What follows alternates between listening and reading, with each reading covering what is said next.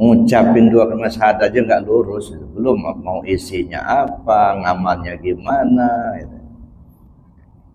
Jadi wajar kalau kita umat Islam ini ya mengaku beragama Islam tapi merusak agama kita sendiri.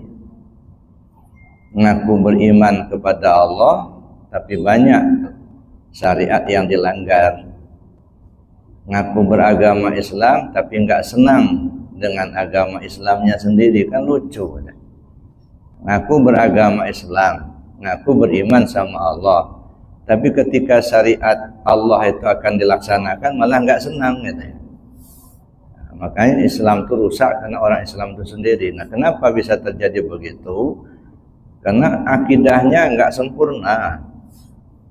Maka saya bilang kemarin itu nggak sempurna akidah kita itu kalau kita belum memahami 66 cabang iman.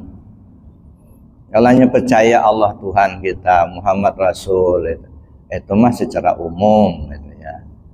Tapi kita yang sudah berada dalam agama Islam, apalagi nenek kakek kita juga beragama Islam, lahir kita di lingkungan keluarga Muslim, dari kecil kita diajar agama Islam, ya dah.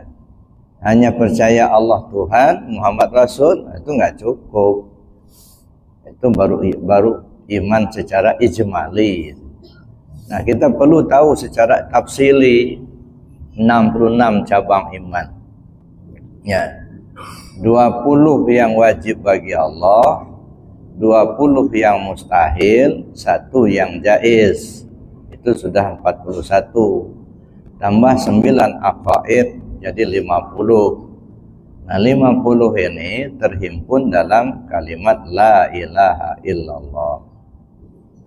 Lalu 4 yang wajib bagi Rasul, 4 yang mustahil bagi Rasul, 1 yang jaiz, sudah 9.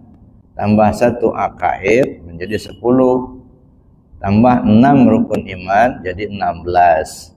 Itu terhimpun dalam kalimat Muhammad Rasulullah. 50 tambah 16 menjadi 66. Itu yang disebut 66 cabang iman.